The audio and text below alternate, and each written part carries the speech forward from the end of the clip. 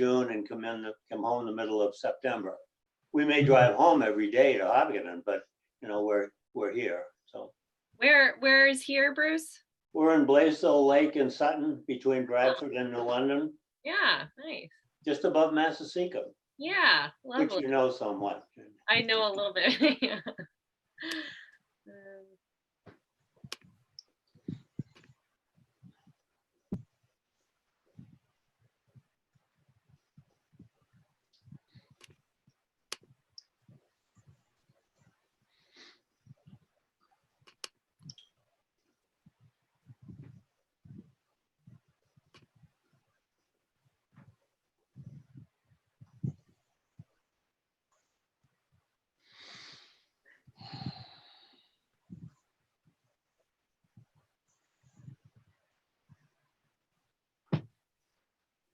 Hi, Stephen. Hello. Hey, Stephen. Hi, everybody.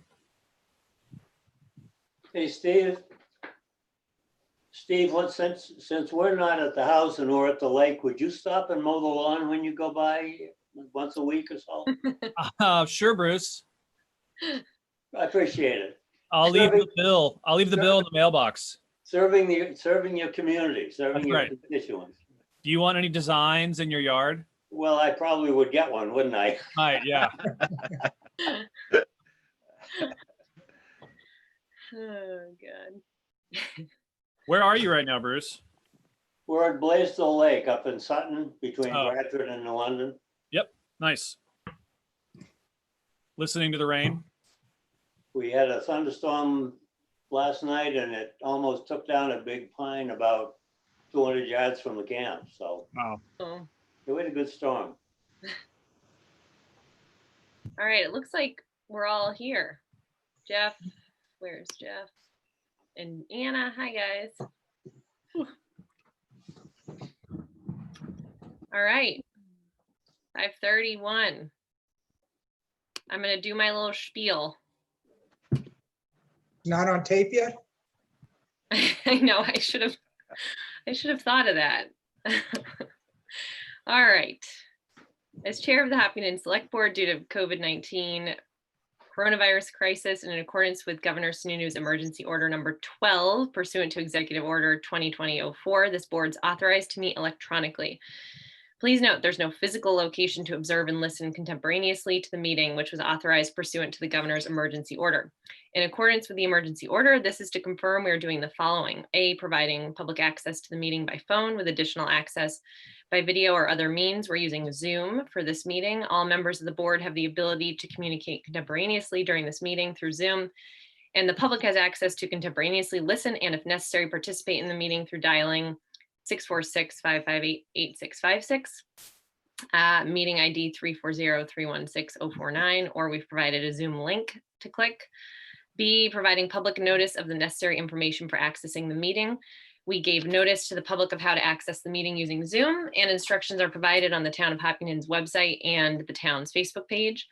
C, providing a mechanism for the public to alert the public body during the meeting if there are problems with access. If anyone has a problem, call 603-746-8242 or email at townadmin@hopkinton-newhampshire.gov. D, adjourning the meeting if the public is unable to access the meeting. In the event the public is unable to access the meeting, we will adjourn the meeting and have it rescheduled. A few things to keep in mind: the meeting's being recorded and available to watch at a later time. The select board's unmuted, everyone else is muted. If you have a question during the meeting, you can use the chat feature or raise your hand. And during public forum, lines will be unmuted to allow folks to speak. And all votes will be taken by roll call. So we will start the meeting by taking a roll call vote. Roll call attendance. When each member states their presence, let us know if there's anyone in the room with you, which is required under right to know. So I'll start. This is Sabrina Dunlap. I am alone in my office. Ken.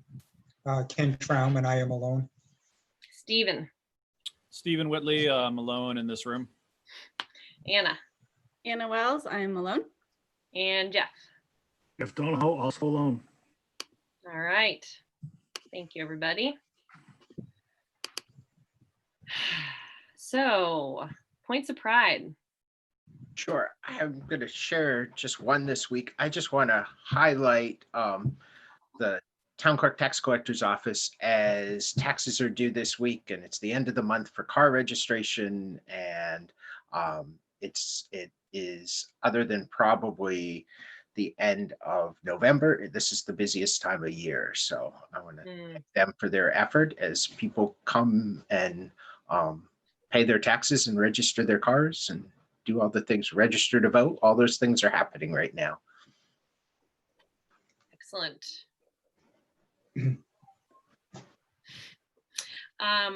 Okay. Anything else? Sure, I'll add something. Where there's a lot of dissension in town, we have to think about the real qualities in town. And where it was pointed out to me was a friend of mine listed his house for sale, and it sold in 2 days for above assessed value. But what I thought was very interesting was it was purchased by somebody who wanted to move back to town. Just to remind us what a great town we live in.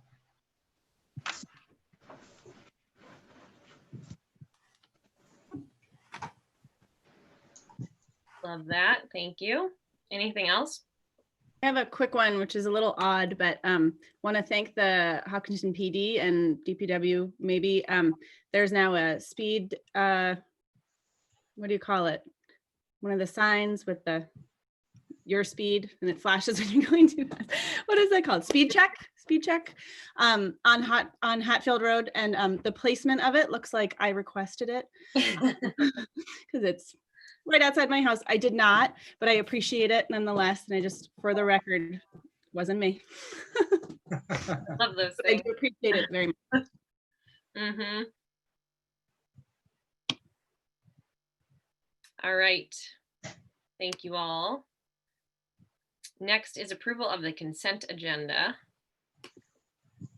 Okay, I'll move we approve the consent agenda of June 29th, 2020. Second, Any discussion? All right. Roll call vote. Sabrina's yes. Ken, Yes. Jeff, Yes. Stephen, or Anna, you're next. yes. Stephen. Yes. Okay, thank you. And Do we need a motion for someone to sign? Jeff or Ken or whoever's been doing it recently? I'm fine with that. Okay. I'll make a motion that we delegate to Jeff signing the items on the consent agenda that require a signature. Thank you, Jeff. I'll second. Thank you, Jeff. thank you, Jeff. All right, Sabrina's yes. Ken, Yes. Stephen, Yes. Yes. Anna. Yes. All right.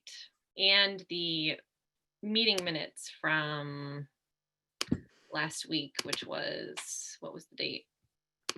Where are they? Meeting minutes of June 23rd, Tuesday. I have one edit.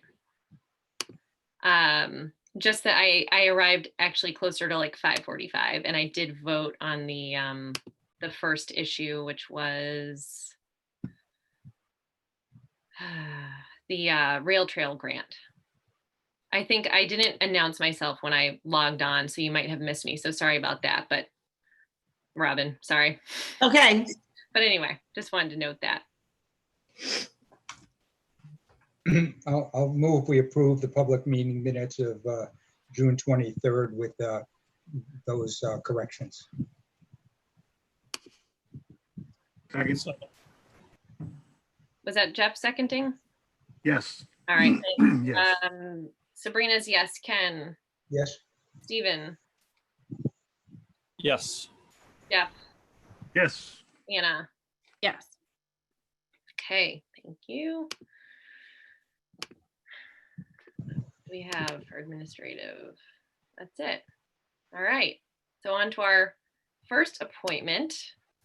We are joined by Bruce Ellsworth. Thanks for joining us, Bruce. Glad to be here. So sorry to interrupt your camp time. That's fine. We are here to talk about town meeting and the format. And Bruce, I just want to start because I wanted to call you today and the day absolutely got away from me. So I intended to give you a quick heads up on this idea, but I'll just do it in real time now. There's been an idea floated, and I want to talk about it more, about the potential of combining school meeting and town meeting. And we can get more into the details, but I think the concept would be having both meetings on the same date, one after the other, and trying to do it in a safe fashion outside so that we could still have an in-person meeting, but not attempt to do it indoors. So I just wanted to like throw that out there. But I don't know if you, Bruce, if there's anywhere you wanted to start, if you want us just to dive into possibilities. Not anymore. Okay.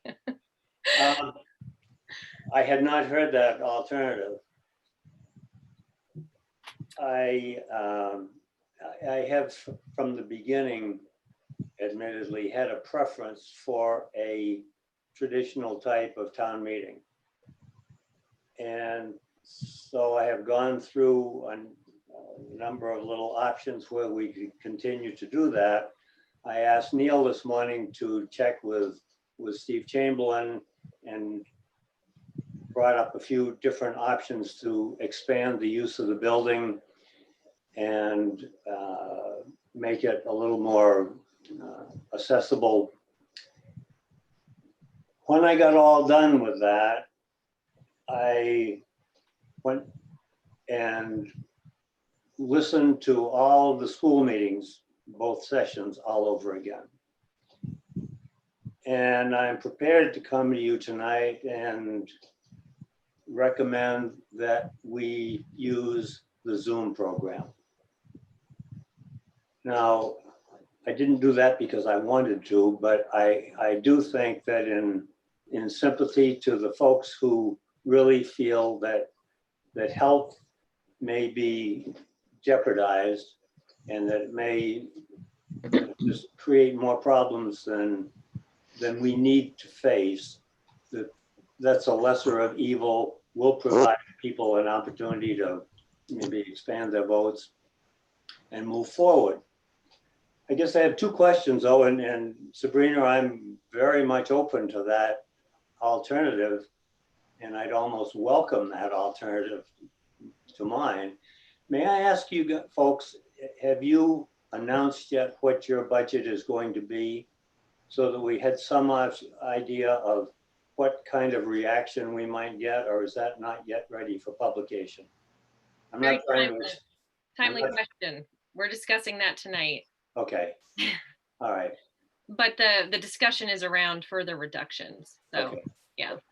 Because that might have some effect on what kind of participation we might be having from the community.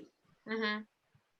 And, you know, if I had some sense that it was not going to create a lot of interest, then maybe we could do it inside with the existing real estate in the school, because we wouldn't be getting 1,700 people.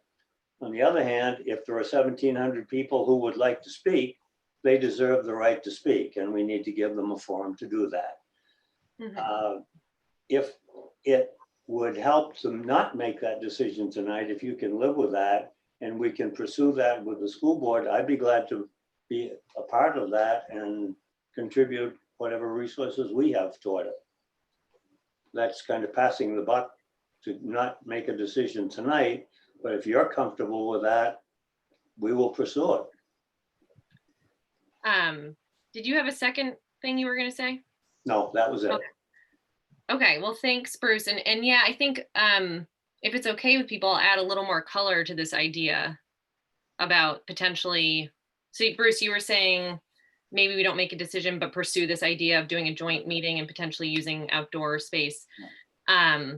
So I will start by saying there are towns, I know Hollis is one.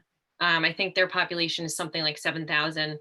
They're a traditional town meeting town. They are meeting outdoors, I believe under tents in a couple of weeks. And there were a few other towns that are also meeting outdoors. So we wouldn't be alone. And the state, I mean, the state has provided guidance to do various formats, but they most certainly have not said that you can't do in person. I mean, they have allowed in-person meetings indoors. And speaking as someone who is quite conservative on COVID, I mean, I think I was one of the first people like raising alarm bells in our schools and pulled my kids out of school pretty quickly. I have an immunocompromised kid, so I take this very seriously. I do think that there's a way to hold a meeting outdoors that is safe. And I think we learned quite a bit from graduation. Granted, that was only a few hundred people, but I think that if we use George Park potentially, that we could probably fit people spaced properly, encourage mask wearing, potentially have a section for those who don't want to wear a mask, which is what happened in the New Hampshire House of Reps. They had a whole section for folks who did not want to wear a mask for whatever reason. And I'm thinking even, you know, there's potential to use some indoor space for people for whom it would be harder to be outdoors for whatever reason. Thinking about the weather in July, if we have heat or something else that makes being outside difficult. And I think we'd have to have a weather contingency plan. But the idea that I'm thinking here is that we could potentially do sort of like, not a hybrid, but use Zoom. So like if we stick with the July 18th date, we could potentially hold a couple of special meetings to allow people to comment however much they want to on everything via Zoom, with the hopes that that might cut down on some of the like time of live commenting or questions at the actual meeting. And if we did it with the school board or with the school district, they have one issue. So, I mean, it's, you know, one question, granted it's a big question, but it's one.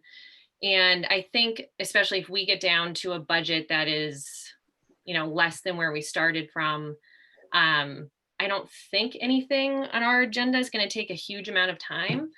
But I do feel, you know, we are not an SB2 town. And to the extent we are able to like hold something resembling traditional town meeting, I would love to do that. And I do think there's a way to do it safely. So that is my take on it. I don't know if others have reactions or want to comment on this idea.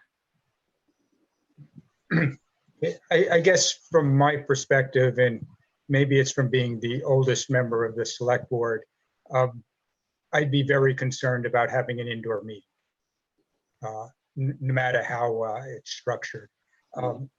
Looking at some of the information that Anna provided, where Jaffrey had an outdoor meeting and people were in their cars, seemed like a worth exploring as a concept.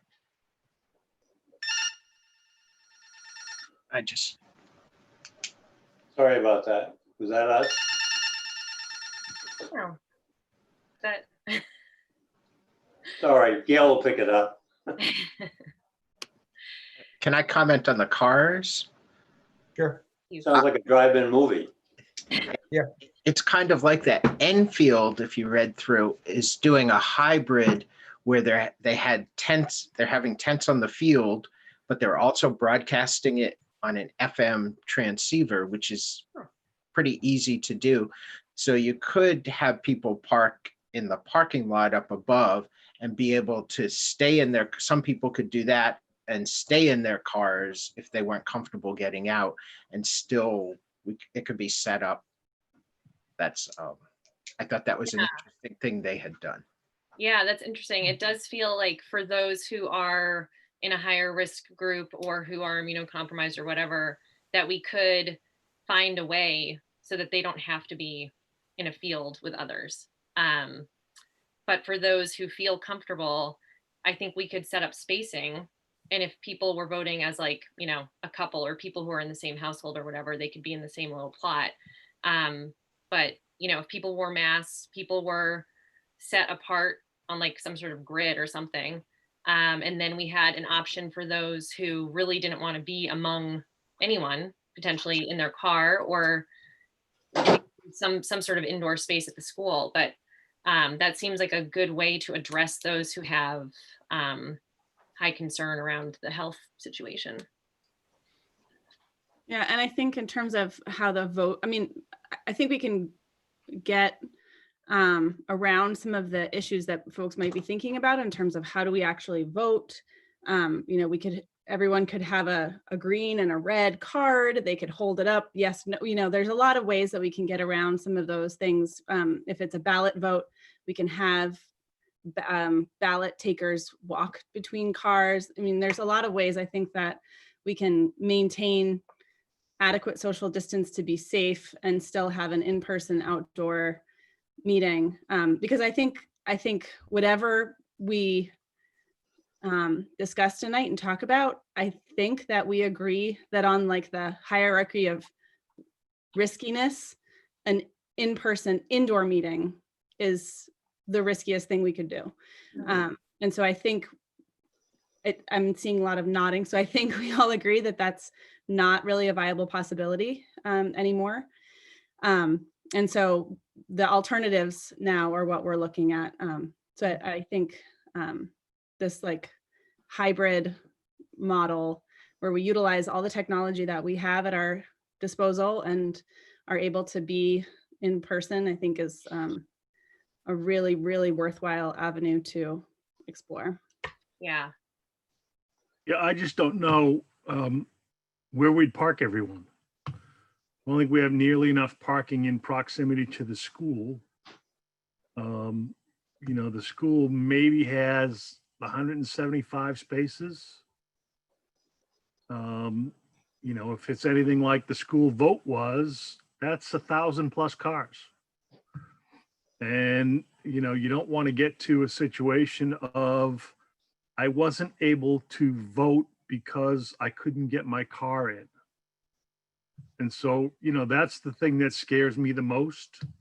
That and how long the meeting might take if it was joint school board and town. You know, if the school district ends up with a ballot vote on an amendment, that's an hour. And if that amendment passes or fails and there's a ballot vote for the budget itself, that's another hour that the polls have to be open. So if they were first because they only have one issue and started at 9, we could be starting at 1 and going until 8 or 9 if our proposals become controversial. I'm not saying that they are. I'm just trying to think through how the meeting would go. Yeah. No, I think you're right. I think there's something to be said for the length of time. But I mean, maybe the alternative rather than having them in the same day is, you know, back-to-back days. I mean, I think one of the ideas of having them at the same time or as close together as possible is that we share resources. I mean, it's one setup and takedown. It's one AV situation. It's one, you know, it's all of that just happening once to maximize our resources. So maybe consecutive days is a better option if we feel like it's going to go long. But I think, again, we don't know what we're going to be voting on for the school. Right. Well, yeah, that's So. true. So Jeff, on the parking issue, so on a normal, I think last year, the year before at town, or let's say school meeting, because they had more attendance, I think there were like 700 people who showed up, something like that in person. And so obviously people park on the streets. I'm just thinking that like, if we can figure everything else out, I would think we could somehow figure out parking. Well, the issue is, Sabrina, if you get 1,000 people, some percentage of those are going to want to stay in their cars. Mm-hmm. And they have to be close enough for the limited range FM transceiver to get to their car. And so, you know, if we're holding spaces near the field for those people, then, you know, somebody else is going to have to walk from the center of town to get to the meeting. And I'm not, I just want everybody to know that, you know, this is one of the risks. I mean, you know, when the school district getting 1,700 people to show up, that's an incredible number. We couldn't possibly handle that if we had to park them all. The only way we did it was because they pulled up, they voted, and they got the hell out of there. What if we're really going to entertain this, what if we use the fairgrounds? I mean, there's enough physical space there to accommodate that amount of car traffic, I think. I don't know the fairgrounds well enough to give you an opinion on that, Stephen. Would the fairgrounds let us do it? I have no idea. I mean, I echo Anna's comments that in terms of, I think what I'm most comfortable with, it's probably something outdoor, probably first, and then probably Zoom drive-through voting would be second, and then indoor in-person would be the last on my list. And so I've always said my preference, the thing I missed most about the school district meeting was the lack of back and forth. yeah, You know, if there was a way to have in person, however that goes, I support that. But I don't want, you know, half the town to end up with the virus either. then yeah, I mean, then maybe, I mean, I'm concerned about the length of the meeting also. I mean, if one thing I mentioned earlier was just exposing people to the heat of the day if it's a Yep. long meeting. And so if we're going to do this outside, I would suggest that we do it in the evening. Yeah. But with the school going, I think the school should go first if we do it together, because that's the biggest driver of the tax rate is whatever the school budget is. And that's going to take a long time, I think. And I kind of like the idea that Anna mentioned about having the school on one day and the town on the next day, just to limit the time and try to have an efficient use of resources as much as possible. And then we got to obviously build in rain dates for both of those, and, you know, figure out how people can make amendments, even if they're in their cars, and work out all those sort of procedural issues, which makes me think that thinking this is going to happen in 3 weeks might be overly optimistic. If we have not even begun a conversation with the school board yet to kind of hash all this stuff out, you know, if we're going to do Zoom meetings in a lead up, I mean, all that takes some time, and it just feels like 3 weeks would be quick.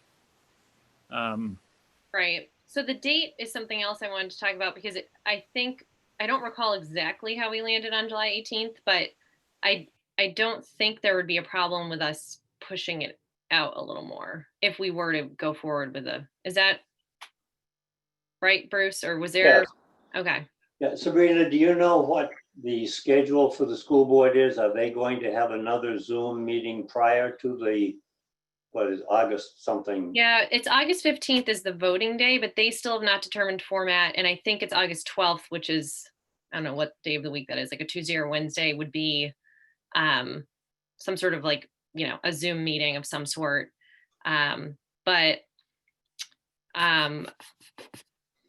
Yeah, so obviously, you know, I think the first conversation would be between Bruce and James Newsom to see how the school feels about it.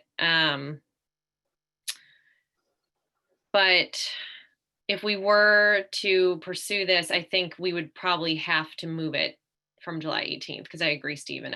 I'm not sure we can pull it off in that amount of If we time. moved it into August, that does give us more time. I think there's some logic in starting out with the Zoom program that the school board used, because it did put all the facts out in front of everyone and gave everyone an opportunity to decide to what extent they wanted to be involved in the process.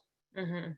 And if we started with that, and rather than having the second Zoom meeting to discuss all the amendments, the amendment part bothers me some, because there is an opportunity for people to be suspicious that what happens between the first meeting and the second meeting are not totally exposed to the public. And I don't like that. I'd like everybody to know what everybody is thinking, and, so that they know what to be angry about or what to support. But I wonder if the first one would put all the facts on the table, and we could have a Zoom, just as we all stand up at the podium. And I ask each of you to go through each one of the articles, then end up with a public meeting at which the votes are taken, but that might take some of the discussion away, as people were satisfied with what they had heard at the first meeting. Is there any logic there?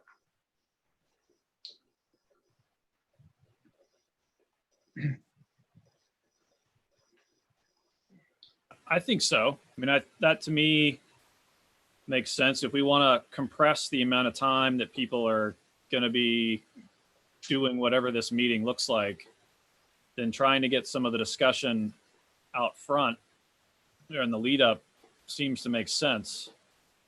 So yeah. I'll admit I'm not, I have some concerns about using the cars at all. I think there are lots of opportunities for displeasure over that. Not to mention all the logistics of getting everybody informed and getting them from the cars to the votes and all. The idea of having tents and having people who want to participate is fine, but I'm not sure that I think that the car situation is going to work. It's not a drive-in movie. It's it's a lot more participatory than that. And we've actually had some comments from the public, I think, expressing that very point, Bruce, Okay. that they're not really thinking that the car idea would work, especially if you have kids and it's an hour-long meeting. I mean, that really is asking a lot. Yeah. I thought we were talking about a combination where there'd be a tent and there'd be appropriate distance seating in the field for those who wanted. And for those who were uncomfortable with that, they could stay in their cars. They could vote from their cars or participate from their cars. Yeah, I mean, I think the preferred in-person format is out of your car, on the field, in a chair or on a blanket.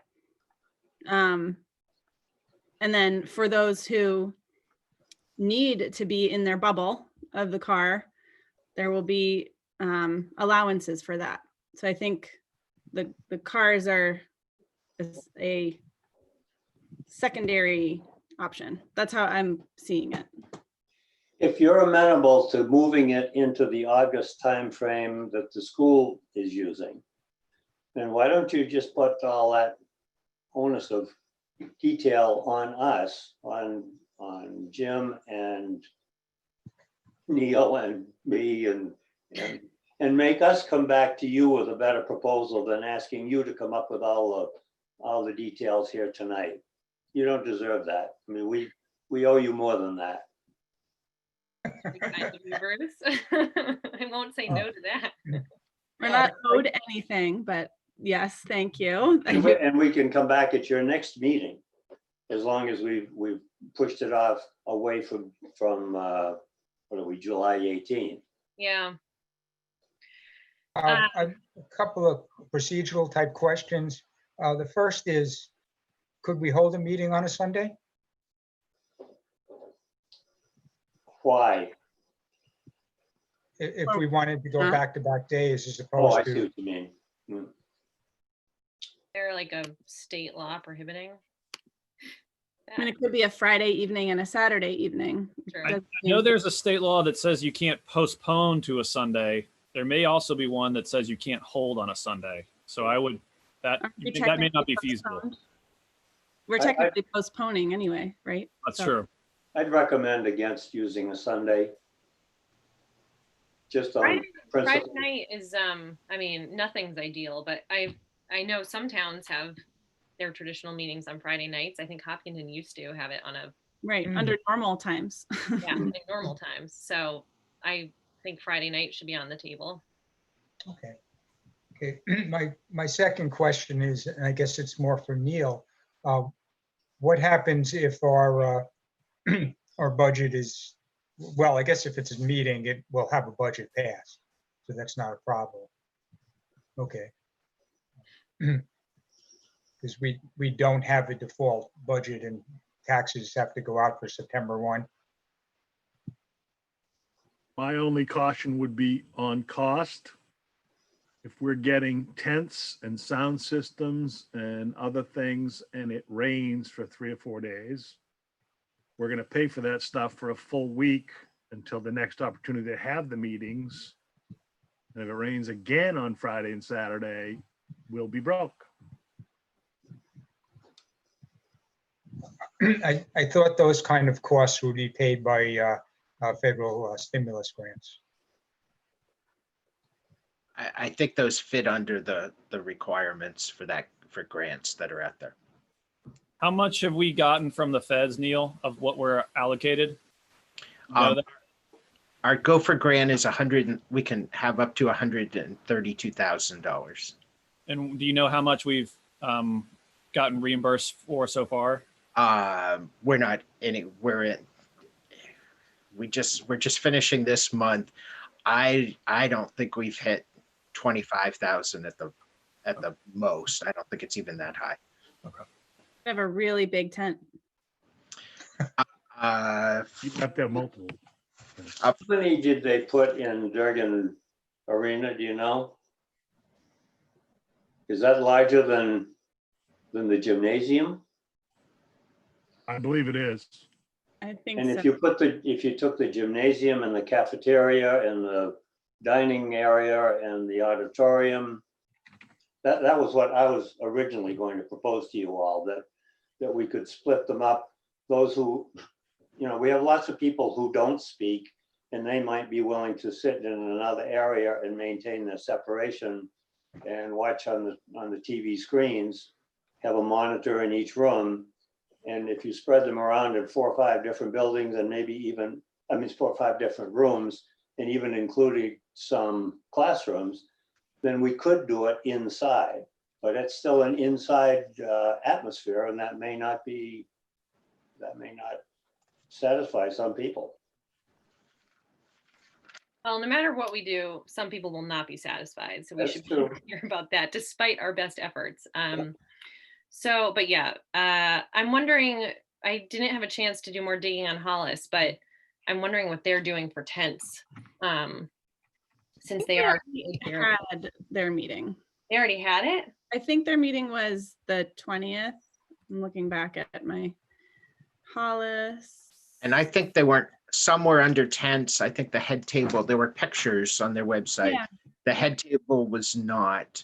I did look at, like, for a 44 by 83 tent, that's about $2,000. And that's about as big as they come. Now, whether a few smaller ones or something, those are all logistics that would have to be looked at. When do you next meet? Or when would you have time to listen to us again? Next Monday. Next Monday? Oh, wait, sorry. Maybe not because of is that when people have off for July 4th? And most people are off. Is it the town, does the town close down on Monday the 6th? Friday the 3rd. Oh, okay. So, Is next week one of our regularly scheduled meetings, or is this week one of our regular? Next week is. Okay, so do we have to hold that or no? You would at least have to approve payroll. I'm fine I- meeting next week and hearing from you again next week. Because we could set up something with Steve and Jim and Neil And we could try to come up with something that would give you another alternative, or try to put together the best pieces that we've talked about tonight.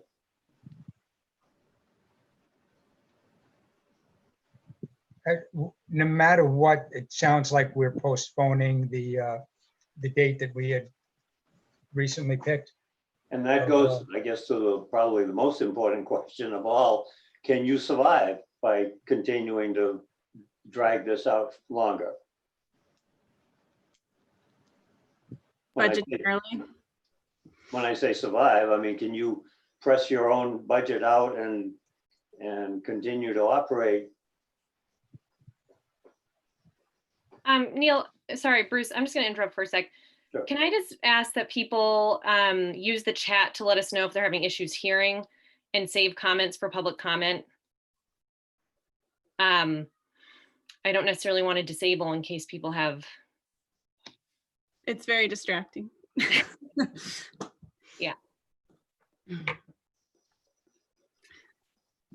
sorry to interrupt, Bruce. That's okay. I'm just asking if you can not survive, that's not a fair question, but tolerate an extension from July 18th to some later date, given the status of your existing budget. Probably the operating budget is fine. It's the capital reserves. There's no new issues that you haven't already talked about. Okay, So we can without great Okay. pain, Neil. Right. It's the fire truck and the loader and those things that are on hold because of, Right. but you've already approved moving forward with the major culvert work on like Kearsarge and that, because that's well within our previous budget. What about the fire truck situation? I know they were being very accommodating. But were they relying on us to have this decided by July 18th? The 18th was the day we had talked to them about. Hmm.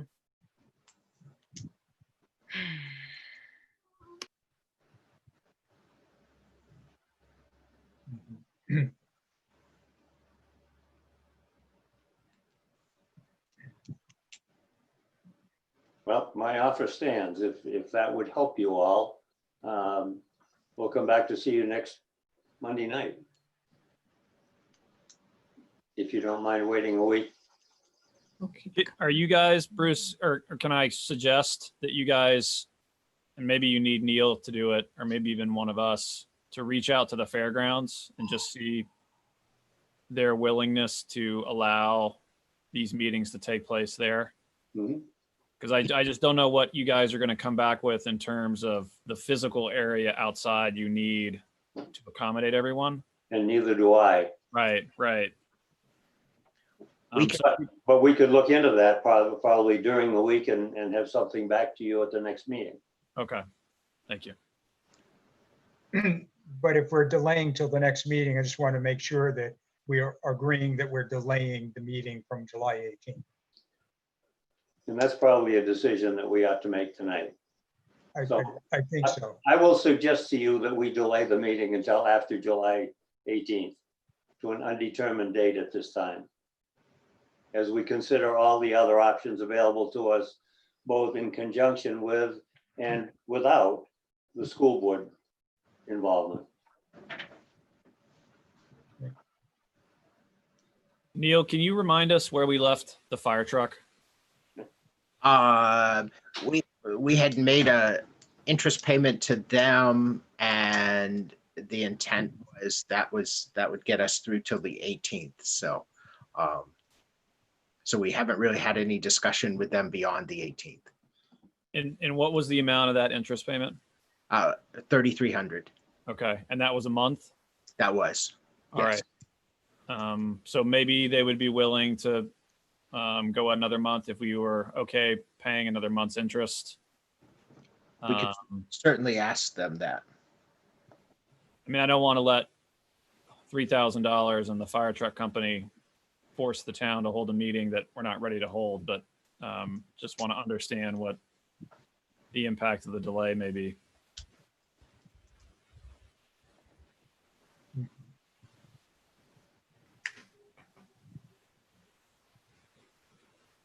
And I think if the meeting's being moved, it has to be moved to a date certain. Is that? Does the school board have a date certain? I think they are the, August 15th. 15th, right? 18? August 15th. 15th, Of August. Mhm. August. Would you say 13 or 15? 1/5, 15. 1-5, thank you. Mhm. Well, can you accept that? So we would be accepting the new date certain as August 15th. Yes. I mean, for now, right? And if we Right. decided we wanted to do it on the Friday night prior and they did the Saturday or something like that, we could adjust. Yeah.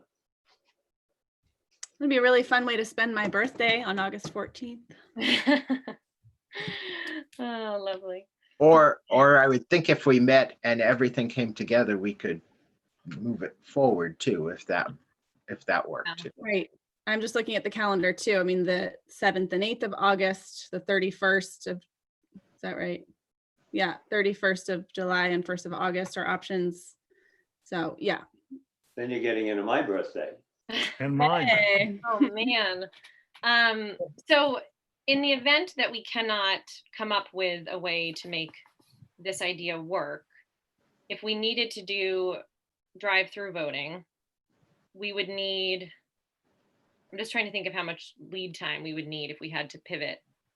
I would say 3 weeks, because at least the legislation that it looks like will be enacted has a mailing out 7 days in advance of the first meeting. So we would need a week to do that, and then looking back, so.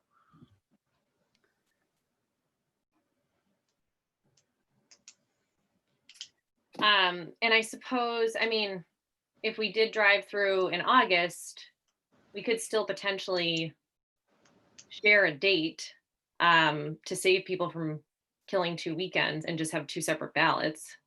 I mean, we can discuss that more if we get there, but I don't see why we couldn't do something think like that that. Makes sense to share that infrastructure as well if we decide to Yeah. go with a drive-through. Yeah.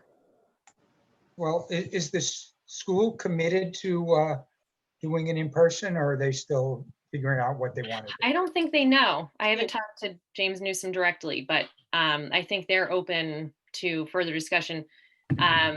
I think, you know, the drive-through as a practical matter worked out, especially the second time around when they were able to figure out long lines and that sort of thing. But it also didn't work in that there's no budget. So the whole thing with in person is that you walk away, you know, with a functional budget. So yeah, so I think my understanding, which I have not confirmed, my understanding is that the school is open to these options, but in person would be preferred.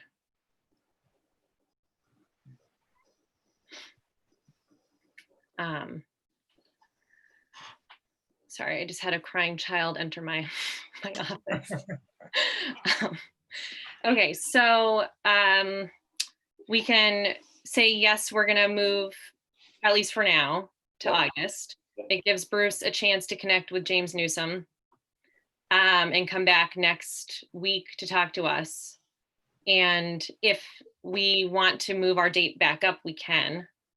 I mean, I worry about, you know, people aren't traveling as much, obviously, but people are still going away for like day trips on the weekend and stuff like that. So I worry about turnout anyway. But so my point is, I feel bad switching the date, but I also think no matter what we do, we're going to lose people who already, you know, have plans or who are going to go off and do something else anyway on the weekend.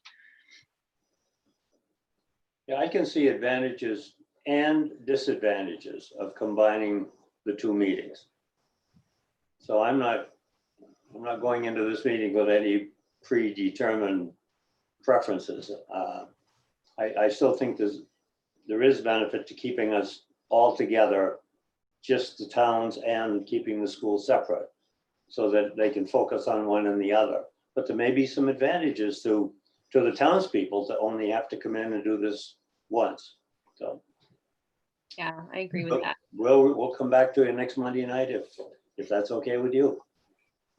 All right. Is everyone okay with that? Great. All right. Thanks, Bruce. Okay, I'm leaving. Have a good rest of the night. Bruce. Okay, Bye. thanks, everybody. Thank you. So that was our one appointment. Next up is the, we have old business. 79E covenant is first. I had one comment on it, actually. Let me pull it up.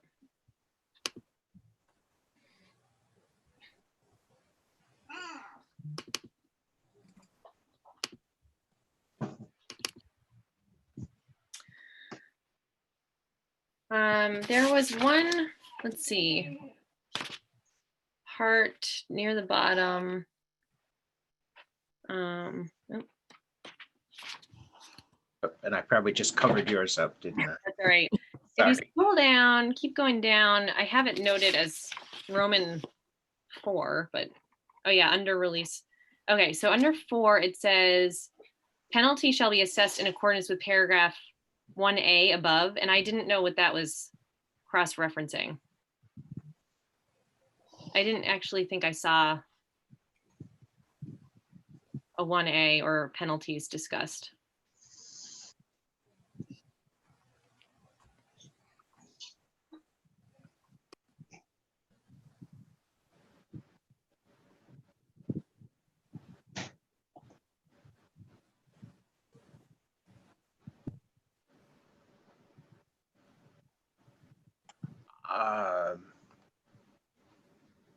That's a good question.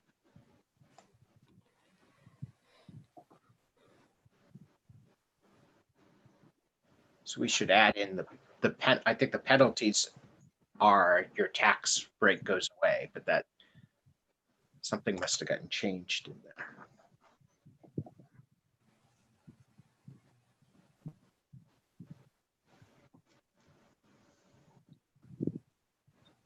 Word penalty's not in the document anywhere else, so.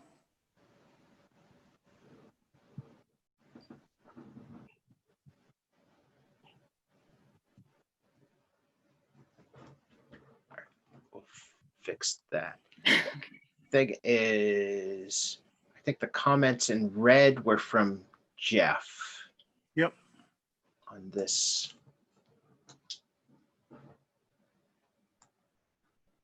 Yeah, I agreed with all the other edits. Okay, so basically change the wording to the penalty is the tax abatement is tax relief is expires immediately, is extinguished. I think that's right. Terminated.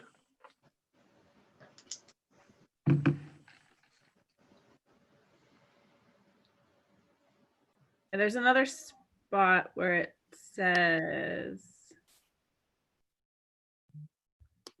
the contemplated tax relief shall be null and void, which is actually right there on that. It's the third paragraph. The last sentence. So that gives a date by which the work has to be completed. So use that same language. Probably. Makes sense.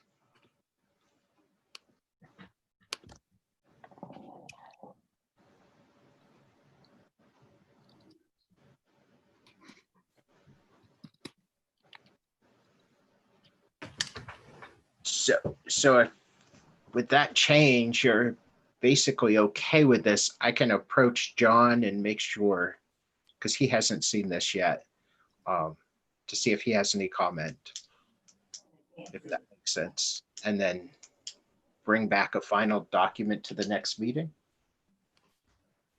That sounds reasonable. Yes.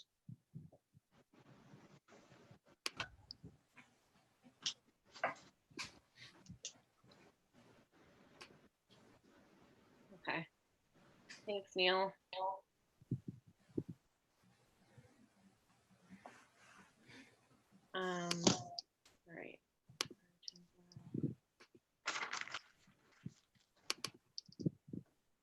All right. All right. I'm getting an echo on myself. It's very odd. Is anyone We're else here? getting it too. Okay. We get your echo. What is happening? Okay.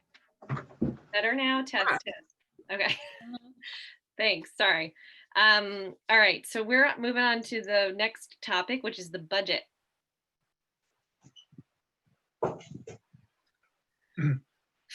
So I saw Jeff, one of the documents has edits with your thoughts in it. I think it's 07I. Oh wait, maybe that's not it. Oh yeah, that is it. Okay. So I went through it. I did not put anything in an Excel spreadsheet. I had a couple of thoughts, but I don't know if, Jeff, I think since you went through it with fresh eyes, do you want to walk through your thoughts? Well, to be fair, I went through it with uninformed eyes. And I looked, as I told Neil and Ken when I sent it, primarily at what the 2019 full year spending was as compared to the 2019 budget. And then I looked at the prior 2 years spending to sort of get a sense of a trend. And you know, there's a lot of items that are, you know, you can reduce them by $300 or $500 here and there, and pretty soon you got a couple $1,000, and then you got $10,000, and then you got $100,000. And again, I wasn't involved in creating the budget the first time. I see Jim's on the phone or online here with us. I know that all of you all worked very hard on it, and I'm just looking at it as totally uninformed in the whole process and what some of the background is. I was just looking for things that appeared like the prior year budget had not been spent, and the trend was supporting a lower number. I don't think there's a point in all of us going through it line by line here. I think Ken and Neil are going to work a little more closely on it again this week. But certainly I'm happy to talk about any of it if we want to talk about it at that level of detail. Yeah, first I'd like to thank Jeff for doing all of this work. And what I had said to him was that Neil and I had tentatively planned to sit down on Thursday when we have the June actual expenses and, you know, look at Jeff's figures as well as anything else to see if there are any other areas where we think changes could be made one way or another. And now I sort of feel like everything's back up in the air again, because when we were planning on meeting Thursday, it was working towards having a town meeting on the 18th, a Zoom meeting, and you know what had to be done. So you know, we can continue meeting, but I guess the issue, the criticalness of doing all of this isn't there anymore. Well, I think, Neil, you mentioned something about a 3-week lead time for some legislation that's going to be enacted here shortly. We really don't have that much time, and we need to decide on what we're going to propose for a budget, if we're going to propose something different than what's in the warrant. I don't know how much longer we can go, a week, maybe 2 weeks, but I don't think we go beyond 2 weeks. Jeff, what I was, you know, hoping for coming out of tonight is a direction from the board, whether the board was comfortable with, let's say, proposing a zero tax increase or a decrease, whether the board was comfortable with seeking a bond of 1.8 million or something else, that general direction. And Right. once had that general direction, that would influence the discussions Neil and I would have for, we've got to, hit this a little harder or not.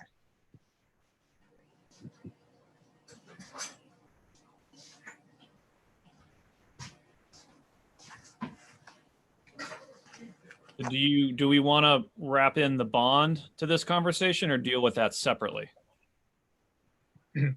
Well, I think that's a much easier conversation. So maybe if we do each separately, it makes sense. On the bond, at this point, I'm comfortable with saying, let's request the $1.8 million bond. Yeah. Yeah, I would agree on the bond for 1.8. Yeah. And that's where we landed last week. But Stephen wasn't on for that part. Yeah.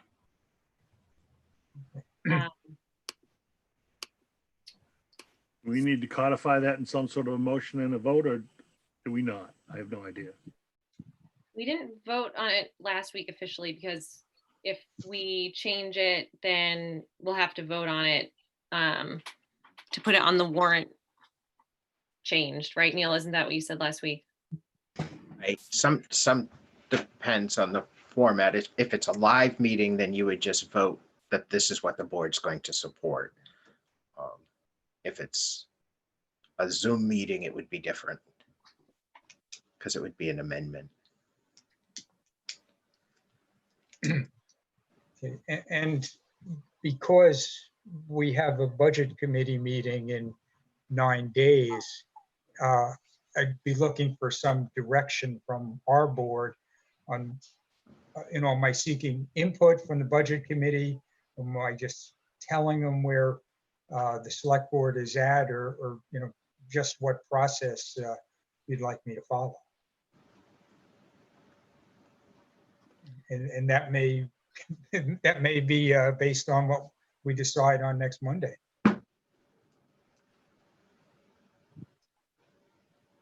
Yeah.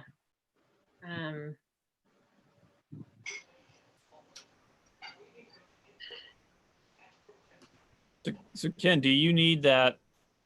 And Neil, do you need the direction from us tonight on what sort of operating budget we very generally are supportive of, or is that what you need? You need that tonight, right? So that you can do the work to bring back something for next Monday. I would certainly be a lot more comfortable if the board said, okay, the direction is we would like a zero tax increase, or we would like a decrease, or what. And then we can try to fine tune to get to that level. So we need to jump into the meat of this, right? I mean, I don't think we can put that off. So I think that's That's right. my preference. why don't, yeah, so why don't we, since Jeff provided some thoughts, should we go through those? I think that makes sense. Yeah. Jeff, are there any kind of outstanding ones that were, I don't know, the ones that you most want the rest of us to think of or be aware of? I mean, the most significant are in the public safety side. And again, I wasn't involved. I could be totally off in my sort of back of the envelope analysis. And, I'm sorry I didn't send it sooner. I just didn't have it done. But, between the three public safety agencies, you're at over $70,000. And Jeff, I apologize for not having had the opportunity to look at this till about an hour ago. So maybe I only sent it 2 hours ago, Ken. so maybe if Neil could take the lead on uh, police, ambulance, and fire, we're at roughly $30,000 reduction to police. And your thoughts on that, Neil? I really haven't spent any time on this either. Okay. So I'm not sure I can go in and answer questions or even make comments without spending some time to go through. I could take this too and share it with the department heads to get their feedback on their budgets too. And bring that back. I think that would be very helpful to have, Neil. Neil, do you think you'd be able to have that for Thursday when you and I sit down? No. Fair enough. I know you're going away. I'm not even sure we can do this and put together a town meeting by Monday night. So there's quite a bit. So, So, yeah, I appreciate that. Why don't can we just talk about, so I'm looking at the 71, I think, yeah, this has Jeff's edits. I just clicked on warrant articles and there's stuff highlighted in yellow, blue, and green. I just want to know, I guess maybe thinking bigger picture about the number, or like the goal we have in mind. Like, so Ken's proposed changes. Ken's yellow. I'm green. I don't know who did the blue. Okay. So actually, the yellow, I think originally was mine. And Okay. Ken, if they were blue, they were definitely Ken's. My So, mistake. can I'm still you, green. maybe we should talk about where Ken's suggestions got us, like tax rate wise, and then where Jeff gets us. Right.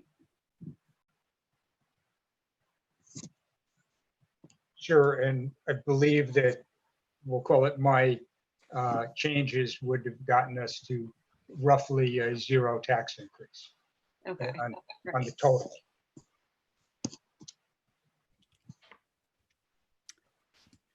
Is there a quick way to figure out where Jeff's gets us? Because he got another 100 grand. or $117,000, Yeah, $117,600 reduction in expenses. So that would probably be 2 to 3 cents on the tax rate. mm-hmm.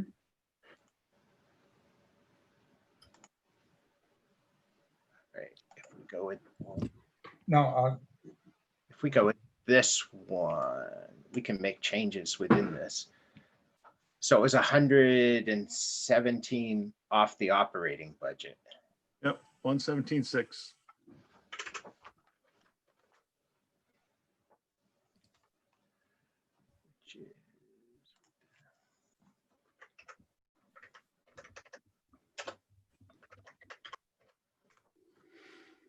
So now we change this to 7.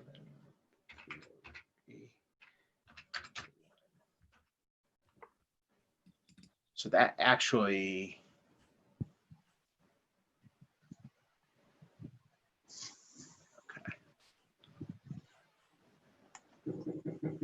gets to the tax rate to 610, which is 15 cents below last year.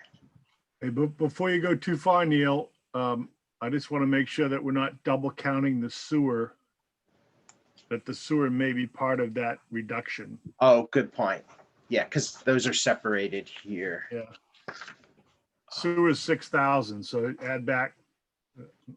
Add back 6,000.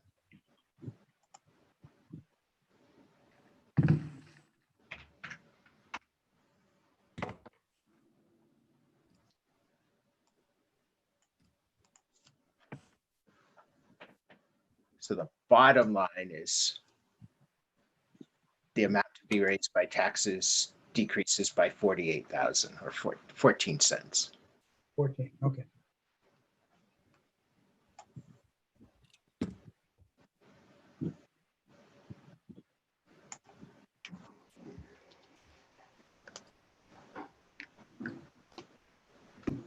And that's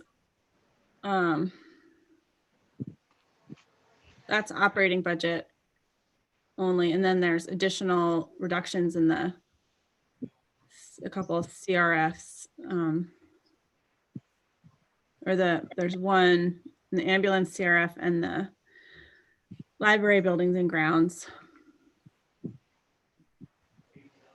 Right, so library buildings and grounds, they're scheduled to paint this year. That would prevent them from painting the outside, Just rebuild the whole library? the inside.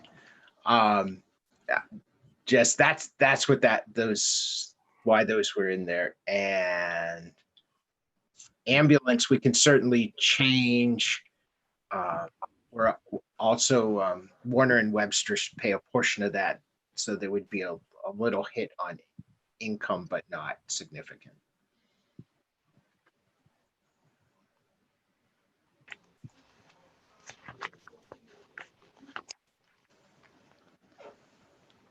So, I mean, just thinking sort of conceptually about the budget, and having not been able to walk through in detail how Jeff made those cuts, I just remember going through the process last fall. It like feels like those were areas I would not want to cut in fire, rescue, police. I could be wrong. I don't recall there being places to cut without like feeling that in the departments. So I guess we have to wait and hear directly from them or get Neil's thoughts on that before we can know for sure. But I mean, I don't have an issue with moving forward with something closer to what Ken's presented. I mean, I looked, there were a couple of places that seemed like we could potentially cut. I mean, one I like hesitate to even raise is the library has, I think, 30,000 for subscription. It's like videos, book subscriptions. I don't know exactly how that's used or what it's used for. And I don't know if it's, essential, because I do love the library. I know everybody does. So I just hate to even bring that up. But the other one is the economic development, part-time, whatever, I forget their title. I think Ken had already cut some from that, but again, like, I know that might not be popular, but those were two things that I flagged. On economic development, I believe we delayed the start of that till October 1. Yeah, so we're down to like $5 or $6 grand on that, which. Yeah, and it's, a shared cost with the TIP district. Yeah.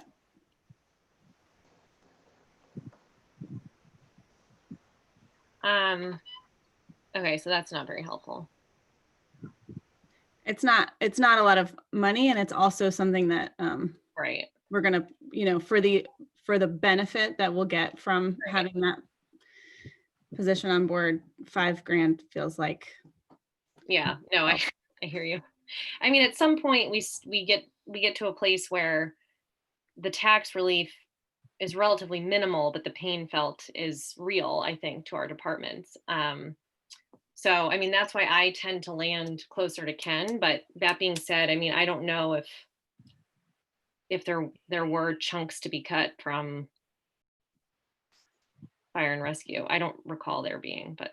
I think this kind of gets us back to what Ken was saying earlier about, at a really high level, what's our goal? Right. If the goal is to trim every single expenditure that is not absolutely necessary, then there's going to be some pain, and that's going to take a good bit of time. If the goal is a zero tax rate impact, which is pretty close to what Ken has already put together, then maybe there's a little room to do a little more. But then we're pretty close to where we want to put a number out to the public and say, this is what we intend to go forward with.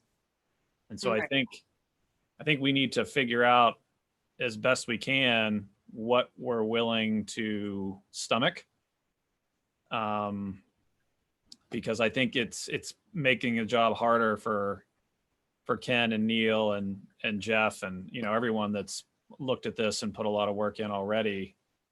You know, I guess for me, I mean, the most that I would be willing to ask the public to support is pretty close to what Ken did. So a 0 tax rate impact.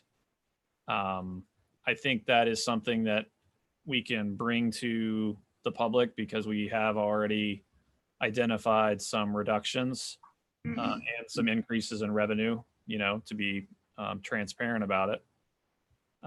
If there's other areas such as the ones that Jeff has identified that we can add to those and the pain from those is something that we're willing to accept, then I'm happy to consider that. I want to hear from the department heads before we make that decision. But I guess I'm saying for me, I'm comfortable with, you know, the 0 tax rate impact. But I'm definitely willing to look beyond that. But I don't know that I could give an answer on that tonight. And to follow up on what Stephen said, the 0 tax rate still causes a lot of pain. Yeah. I mean, we're already into that arena. And I'm certainly willing and appreciate Jeff's, you know, thoughts. And if going through them with Neil, if I think something is doable, I'll certainly support it to go below 0.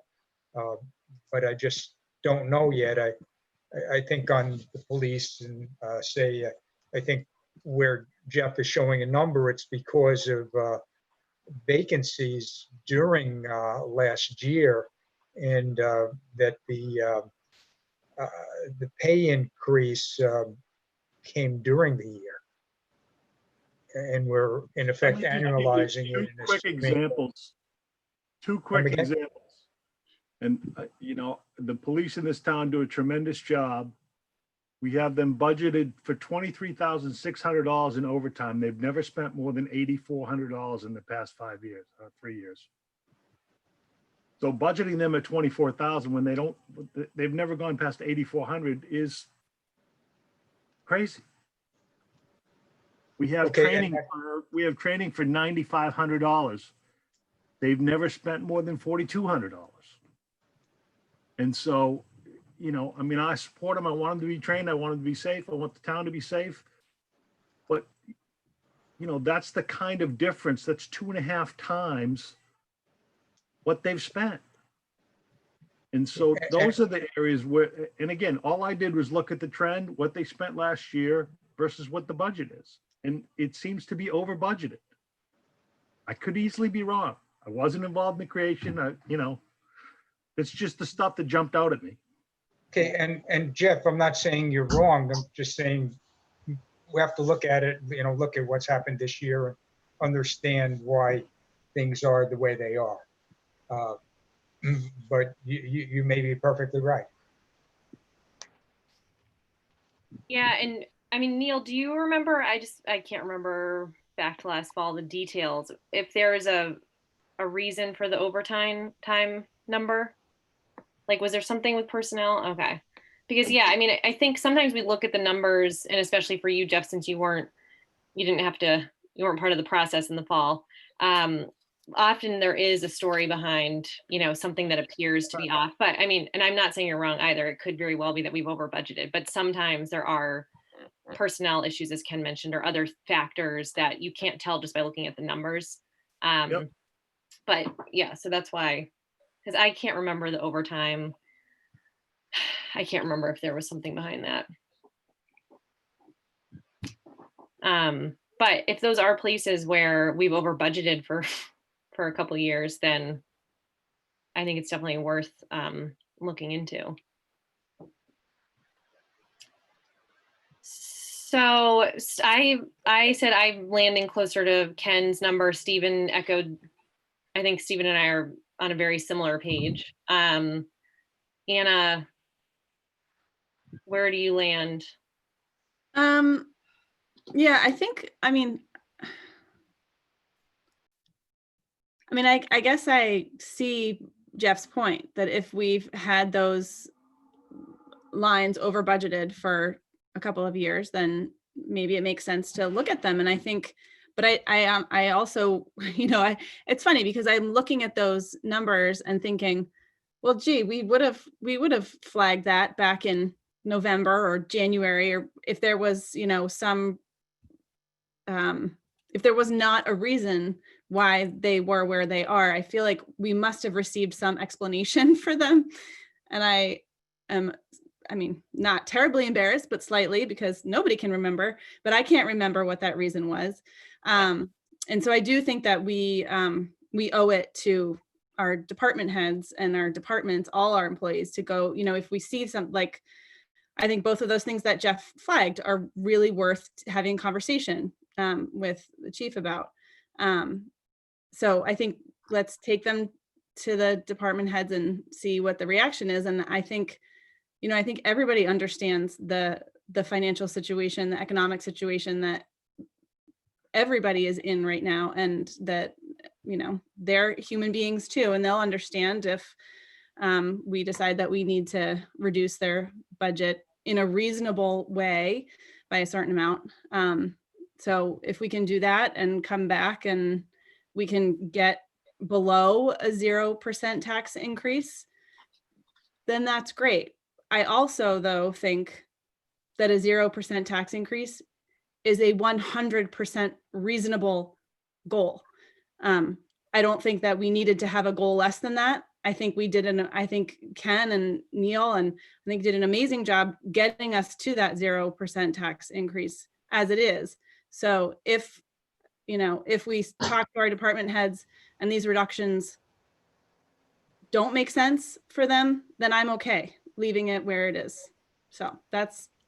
Yeah. And actually, I mean, the reason we ended up talking about the road bond in the first place is because we went through so many iterations of this and could not, I remember we cut and cut several times. So I think you're probably right. There's some explanation for this, but so it sounds like Stephen, Anna, Ken, and maybe Jeff, depending on what the department says, I agree. I think the 0 tax increase is a very reasonable place to land. And as Ken said, it does still cause pain for certain departments. So I think as a general concept, we've sort of at least have a majority there. And then to the extent Neil's able to talk to department heads about Jeff's additional cuts, and we can assess if those are something we can live with or not. And so wait, Neil, you said we probably can't have those discussions by. Well, we'll try to get those done. Yes. Okay. Sorry, Neil. That's okay. I mean, do you want to divide and conquer? Do you want us to talk to some folks too? I mean, does that make sense to have some help on that? You got it. Yeah. You'll make it happen. Okay. So practically speaking, next Monday, July 6th, we'll be talking to the moderator. And there would still be, I mean, if we wanted to have an earlier meeting and it ended up being a drive-through one, I mean, we still would have time to move it up from August 15th if we chose to do that. I mean, honestly, July 18th was going to be difficult, even if we had landed in a firm place tonight. So, Neil, I mean, as a practical matter, can we live with where we are right now? We'll be hopefully landing on format and date next Monday. So in terms of the budget, I think, we at least know in concept, we have a majority that agrees on the $0. Right. And I think there's enough for us to work with and a goal. Okay. Go through all the other suggestions, and if there are any more, certainly. I think we can work with that. I think there's enough to work with now. Okay. Great.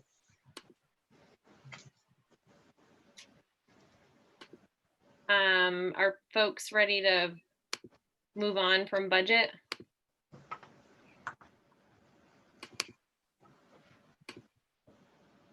Okay.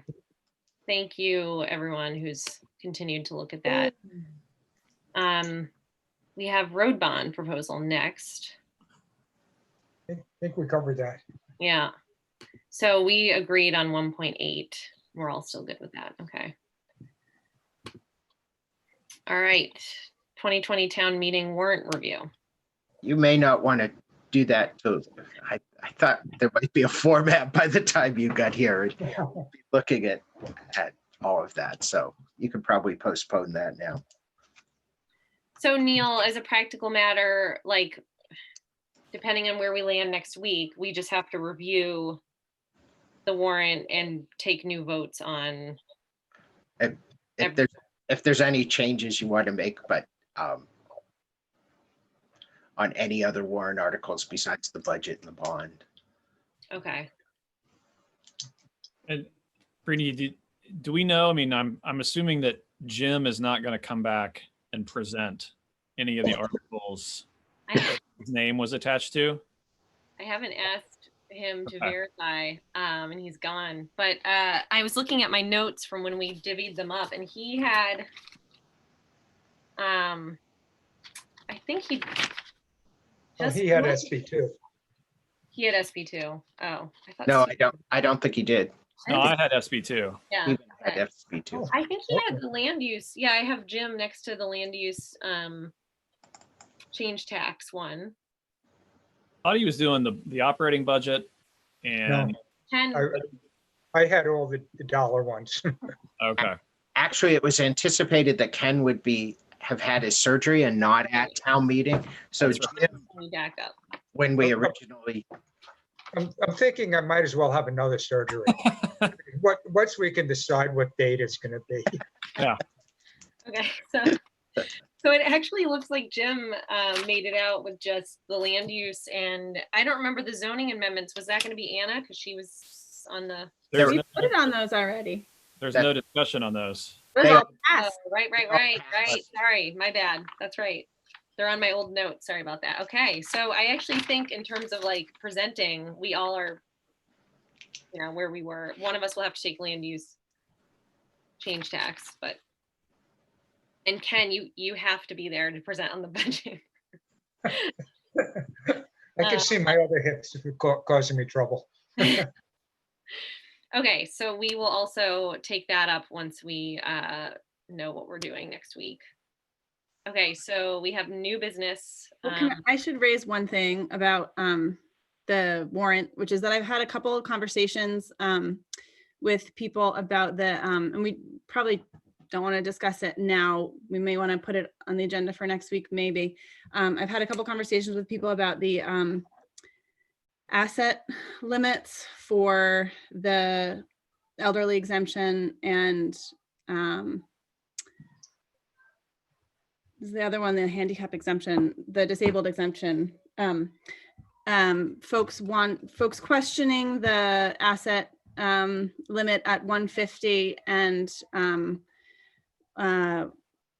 asking for us to consider raising that. And I've had one conversation with someone who, once I explained it, and sorry, now I'm going to have a crying child come in.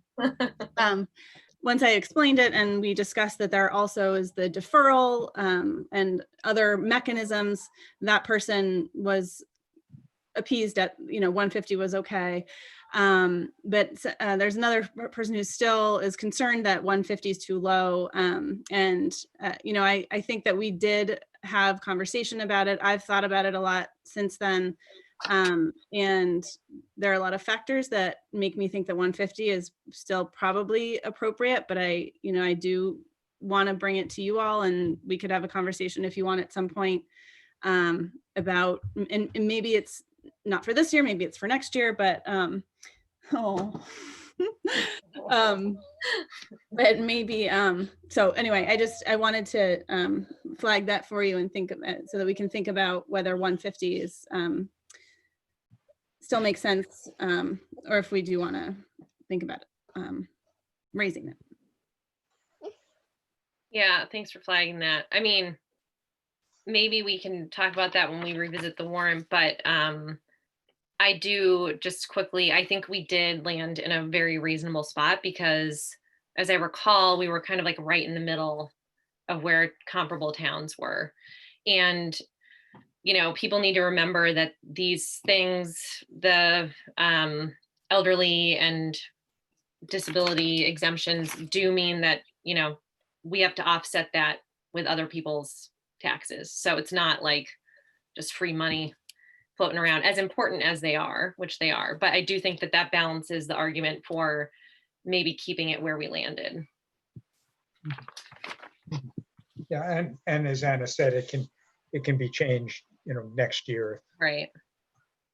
So there was an item I probably should have mentioned under points of pride, but I think it's sort of relevant to think about when we have our budget discussion, that New Hampshire Public Radio had a story last week about per capita spending by towns and cities for different departments. And for instance, police, what they showed for Hopkinton was we spend $125 per capita, whereas the state average is 194. And similarly for fire, which you really question the number, they show it as 50 for Hopkinton versus 112 statewide. And for health, Hopkinton 5 and statewide 9. Just again showing how, let's say, efficient our departments are, how cost conscious they are. Mm-hmm. Yeah, thanks for flagging that, Ken. Okay, does anyone have a strong desire to dig deeper on the exemptions at this moment, or? I think also we can see how many more individuals or households qualify under our new limits. And if we feel like that's still not capturing enough people, then we can revisit it for the next go round, maybe. Another thought. And I should remember, but I don't, the 150,000, does that exclude the value of the home? Yes, It does. yes.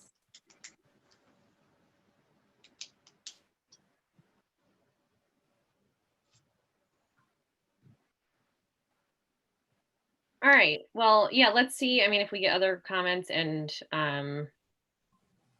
we can revisit when we talk about the warrant if needed, but I'm not sure that we need to revisit the number unless others think we need to. Okay, so anything else for new business?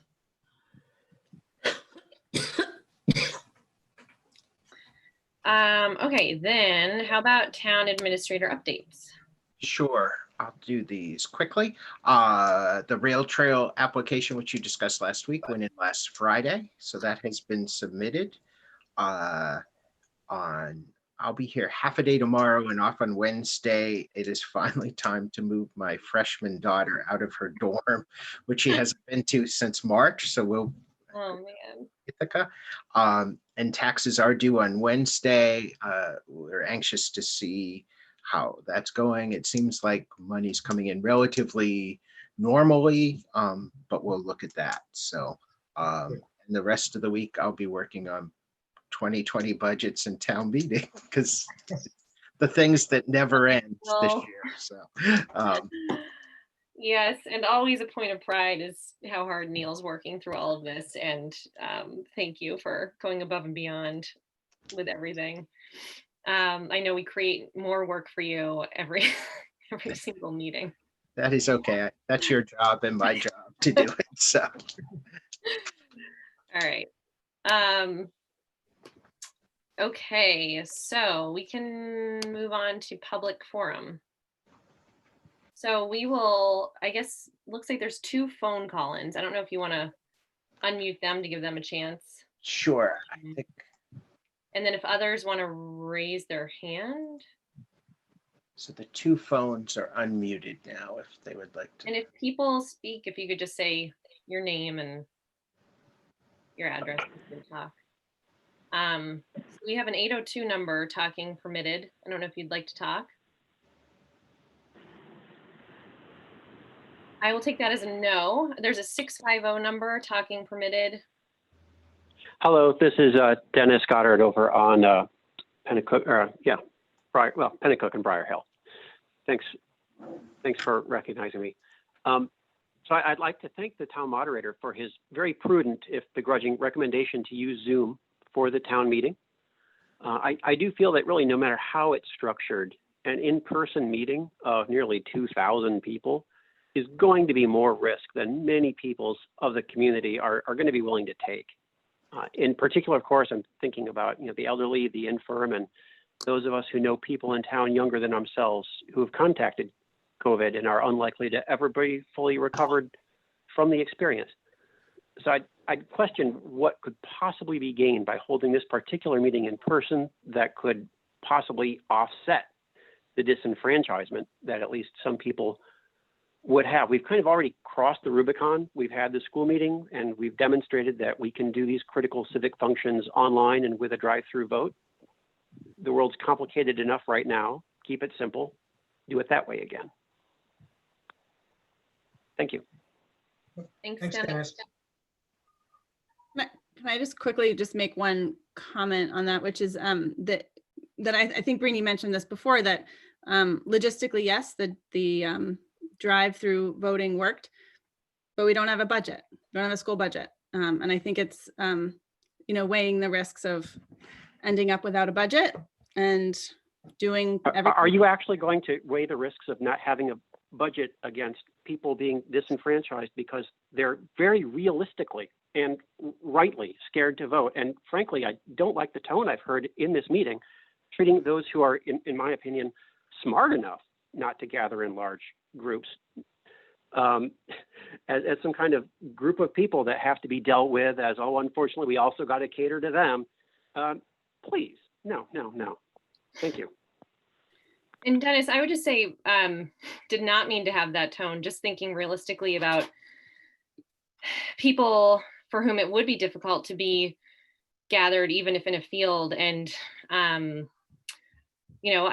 will speak for the board when I say we all take these things very, very seriously. So did not mean to sound dismissive. I mean, I have been loud and out there from day one on COVID. So, these things are not lost on us. I do think that, we're living in a state that is reopening, has very low numbers, and other towns have successfully and safely held meetings outside. And so I think thinking about like graduation, for example, yes, it was smaller, but it was done safely and it was done well. So I think we, to be clear, are at a point of just talking through if this is something that could be done. And I think safety is number one. And so, speaking for myself, if we couldn't land in a place where we felt like it was safe and that people could actually come vote, I think we would, propose to the moderator that we do drive-through. So I just wanted to respond to that because it did not mean for that to sound like we're flip or something about people who have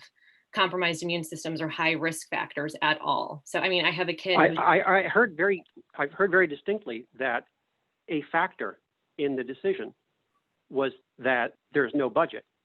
And I don't know how things work municipally, but I've been to enough training for being a manager and managing within the law to know that anytime a company finds itself in a situation where they were measuring safety versus cost risk, it just doesn't work out well. The fact that a vote didn't work out well is not a reason to make any particular judgment about how a vote should be held. All right, thank you. Thanks, Dennis. So I think that's everybody who was on the phone. So we have hands raised. Can go to Rick. Talking is permitted. Hello? Hi, Rick. Yes, can you hear me? Yes, can you Can you hear just, yeah, can you say your name and where you're from? Yeah, Rick McMillan, 1584 Maple Street. And I just some very simple math and listened to the discussion. Well, maybe you could go to the fairgrounds, maybe you could get tents. Once again, I'm pretty happy to see that 1,700 people came out. I mean, in my life, literally life in Hopkinton, I've never seen anything near that kind of turnout. So I think there's an upside to the COVID thing, and I think people just voter turnout. But if that were to happen and you were to set up a road, simple math is that many people, just barely under 2 miles of people, if they're spaced 6 feet apart at the recommended state distance. If you want to use a yardstick and cut the recommended state distance and go in half and say, let's go 3 feet, it's still approximately 1 mile of the roads. Do the math however you want, however you do it. So just something to think about when you're trying to visualize the tent, the fairground, or any of that.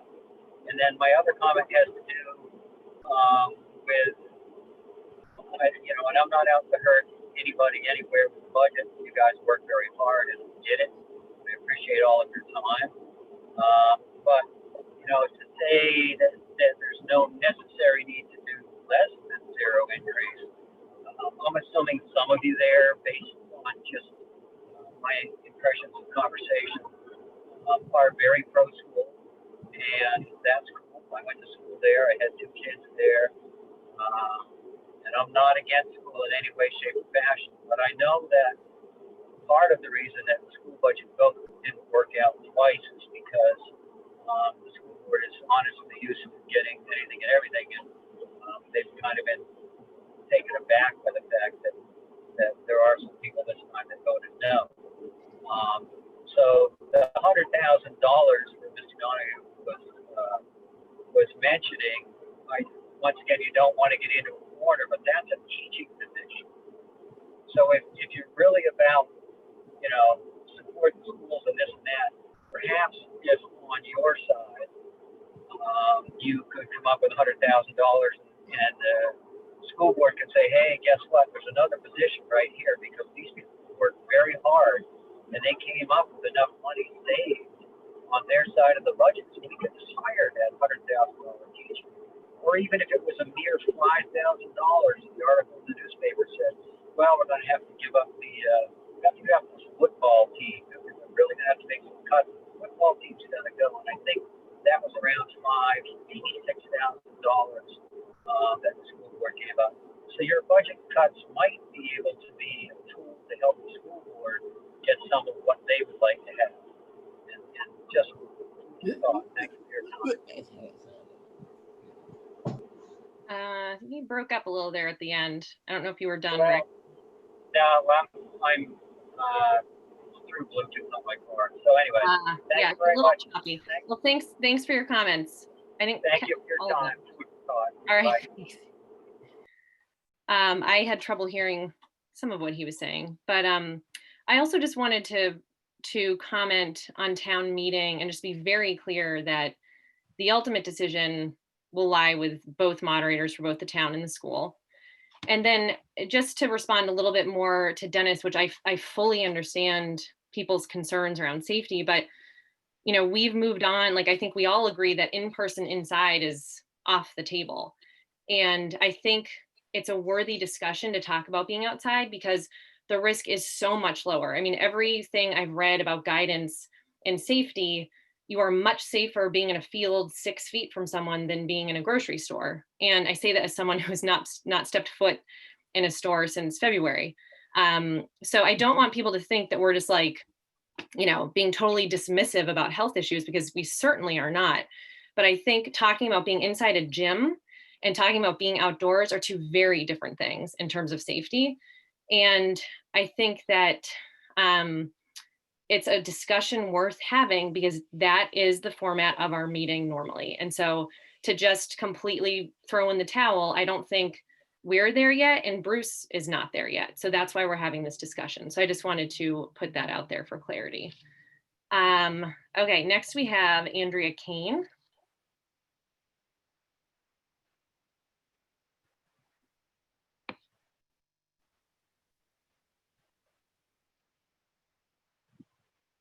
Is Andrea unmuted? And gone. Oh, she's gone. Okay. All right, Am I next, here? Oh. Hello? Andrea, are you there? I made it. Sorry. All right, I just wanted to voice some support for the exploration of an in-person meeting. Same as you, I don't want to be inside a building, but we have been opening up as a state. Beaches are opening, and I think it is right. And it's also easier as somebody who doesn't go to all of your meetings and follow everything to be able to hear what everybody has to say is always really important to me before I make my vote. And that is easier to do in person, although the logistics are a lot. Other towns have done it, so I think it's worth exploring. That's it. Thank Andrea, you. will you just say your address for us? Oh, Andrea? sorry, Anna, 331 Briar Hill Road. Thank you. Thanks for calling in. Okay, next hand is Judy C. Hello, thank you. So Can you say your name and address? yeah, Judy Case, 1030 Briar Hill Road. And I just have a couple of questions and comments. The moderator began this meeting by saying he felt that Zoom was the appropriate format. And then ensued quite a bit of conversation and gyrations around how you could move away from the Zoom format. I don't think I've ever heard so many creative ideas about cars, FM, radios. If you stop and look at the Zoom format, Zoom internet is easily attainable by pretty much every resident in this town. And as we saw in the school board meeting, we were all able to raise our hands and speak, and rebuttal was allowed.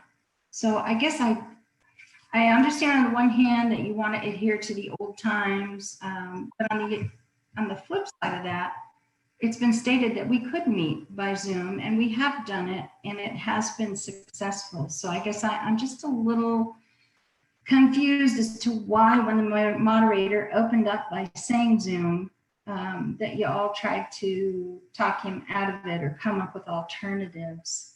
The other thing is I want to echo a statement that was made earlier that some comments have been made that, well, there's no school board budget because we used the Zoom and the drive-through voting. And that's really not the case, right? We don't have a budget because the budget was voted down twice. So, and I think that really is independent of the mechanism of voting. And perhaps the mechanism of voting actually allowed more folks to come in a safe environment and voice their opinions via their vote. The other thing is I would say, if we are looking to use funds that were given through Gopher and CARES to help us fight the COVID, to erect tents and set up microphones, which we know in Henniker didn't work too well. I think that that's not the best use of the funds that we are going to be given through Gopher and the CARES Act. I think that those funds would be better used to help the citizens of this town who are, for example, paying taxes and not having a hot water heater because they have to pay their taxes. So I think that there's a better use of the funds than trying to raise the money to support an in-person format or an outdoor format that really is not going to be as effective as allowing people to express their opinions through Zoom and drive-through voting. And Sabrina, I echo your concerns that we really want to be safe. And I just urge you all to consider that kicking the can down the road, as you have been doing since June, is not getting us any closer to actually getting a resolution on our budgets. Thanks so much. Thanks, Judy. I just want to respond quickly on a few of those because the CARES Act money is quite restricted, isn't it, Neil? Like, we can't just spend it on whatever we want. It has to be on things that are related to, right? Right. And we are reimbursed for things that meet the criteria that we've expended funds on. So it's not like we've received this money. That is the maximum amount that was mentioned that we could receive based on what's been given out. So the comment about Gopher money for tents, did I misunderstand that? Yeah. No, well, I don't know if you misunderstood, but the point is that you can spend that CARES Act money on certain things like holding a different type of election because of COVID and then get reimbursed for those. We don't get like a lump sum of money from the government that we can spend however we want. So it's about spending it on things that qualify to be reimbursed under the CARES Act. Okay. So does that clear it up? Yes, as long as you're not asking to be reimbursed to erect tents and buy PA systems, I guess it makes sense. So, and Judy, thanks for your comments. I would just say, since I was the person who started off the meeting with Bruce, while he will ultimately make the decision, obviously we've been engaged in this conversation for a few months now. And, you know, my intent was not to convince him of anything. It was that I know from prior conversations that Bruce is very strongly in favor of in-person.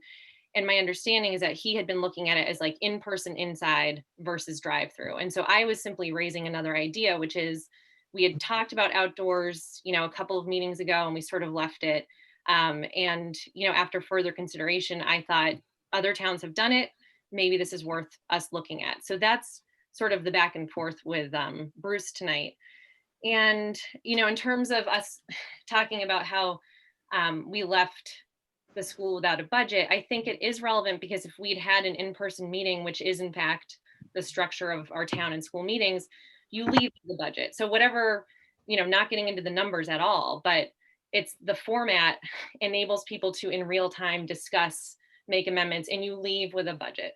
Whereas with the drive-through, it really limited the ability of people to, I mean, there was no discussion. The amendments got incredibly confusing. And so my point was simply that the format of doing it in person enables the sort of back and forth that results in you walking out of there with a budget.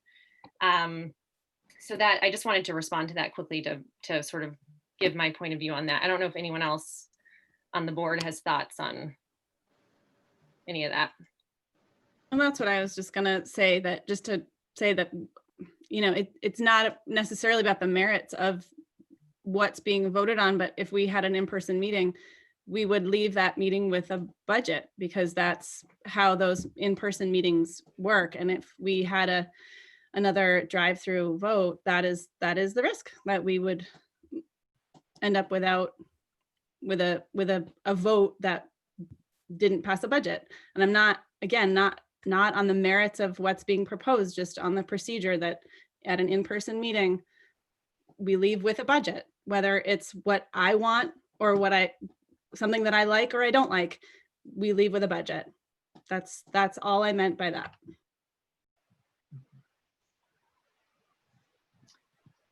Okay, thanks, Judy. We have another hand from Catherine. I lost her last name, Mateo. If you can just say your name and your address, that would be helpful. Yes, it's Catherine Matteo, 108 Park Ave. And I'm sorry about using the chat for comments. I thought that's what they said in the rules earlier. Yeah, sorry about that. I think I should be clear from now on that we'll have, it's just hard because then we can't relay them to everybody clearly and it is pretty distracting. So I didn't mean to call anyone out. It was just more of a practical issue. So sorry. I would definitely strike the chat part out of the rules. Yeah, it's intended to have people chat if you're having like issues. Anyway, sorry. Yes, thanks for flagging. We should clarify that. So yeah. I'm sorry. So I've been trying to pay attention to the meetings because I do want to be able to vote. I know that on June 15th, I know Neil had said something about it would be difficult if it was extended past July 18th, just because you're kind of like starting the next budget usually, and there's like highway projects to start and equipment that they have to buy. And I'm worried about delaying it another month and then having to do another interest payment. And then, I mean, there was, I know the drive-through, like that part of the voting, there wasn't discussion, but I will say I'm a mother of 2 kids and I sat through over 5 hours of Zoom discussion over 2 different meetings for the school. So there was definitely discussion. There was a lot of it and it was really long both times. So that the Zoom part was good. And I'm really worried about having 2 meetings back to back, like in my car with kids. I don't have air conditioning. And even if I did borrow a car that had air conditioning, like I'm gonna sit there with my car idling in a parking spot so that I can run the air conditioning in the middle of August. Which I don't like idling my car because it's bad for the environment, but I'm just worried about that. And if there is a bond, the road bond this year. So usually it does seem like whenever there's bonds, a lot of people show up. So that seems to, drive voter interest and participation usually. I'm trying to make this quick, I'm sorry. And the last thing I wanted to say was, if you do extend it into August, and we start seeing the cases spike again, which we're already seeing in other areas, and you end up having to do a drive-through vote anyway, which I'm really hoping because it works so well. But so there's one thing, right? So if you have a rain date, now you're like in the end of August.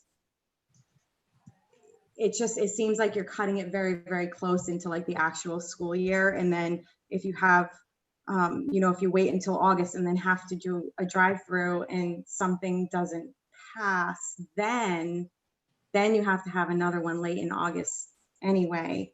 It just seems like the sooner the better would be good. And I am done now. Thank you. Thank you. Thanks for calling in.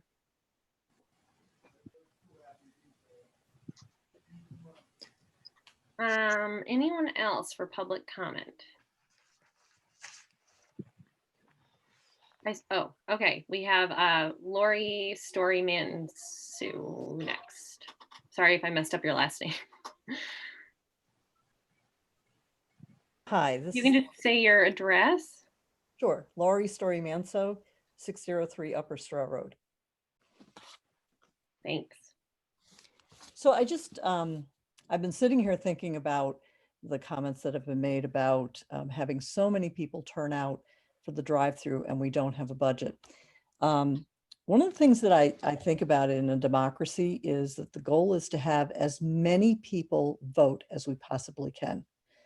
Now, clearly, this year is a very different situation than we've ever had before, ever faced before in this town. So why should we not embrace then what we've already established turns out the voters, which is something I think we want to encourage. The Zoom meetings have worked fine. In fact, they also engage voters because instead of having to worry about childcare or one family member being able to go to a board meeting, but the other not being able to go to a board meeting, you're engaging your community through Zoom quite well. And you're doing it through Zoom, YouTube, and phone, all of which allow people to have access, to learn things, to have comment. They all seem to be working pretty well. So I'd encourage you all to think about change might be a good thing, not a bad thing. Thank you. Somebody's hand is up and wait, they disappeared. Seti? There's no last name. So it's Cettie. If you can just say your name and address. My name's Seti Conley. I'm on Bassett Mill Road in Hopkinton. And the only thing I have to say, Sabrina, is you keep saying that the numbers in New Hampshire are going down, and that's true, but the governor is still telling us seniors to stay home. I, as a senior, and my friends as seniors are very concerned about, even if you have us in the cars, we've still got to get out to vote, or you've got somebody coming to you. I have a husband that's in a compromised situation. I can't take that chance. So by not letting us vote as we did in the school district, you're taking away my right to vote. And I also feel you're age discriminating. Thank you. Thanks for your comments. And I would just say, I don't think anyone's trying to discriminate based on age. And I certainly appreciate anyone in a high risk category, whether it's age or if you're immunocompromised or have underlying health issues. So I just want to clear the air on that one. But thank you for your comments. And certainly that is going to be a huge part of this discussion as we move forward with Bruce. So anyone else for public comment?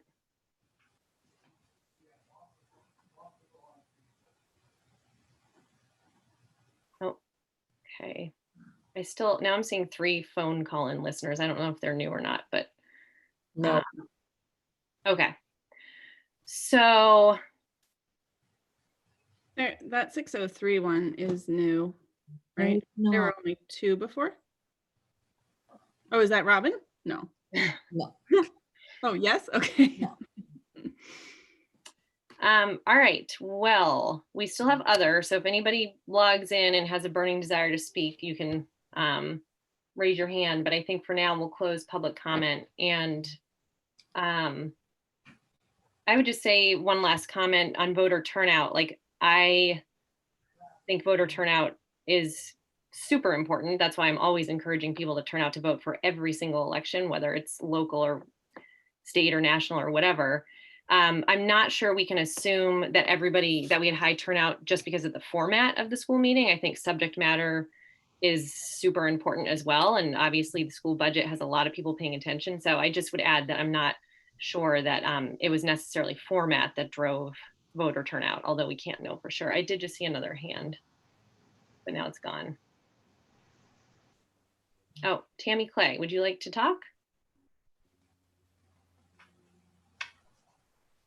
Hi. Hi, if you can just say your address. 62 Buckingham Lane in Hopkinton. Thanks.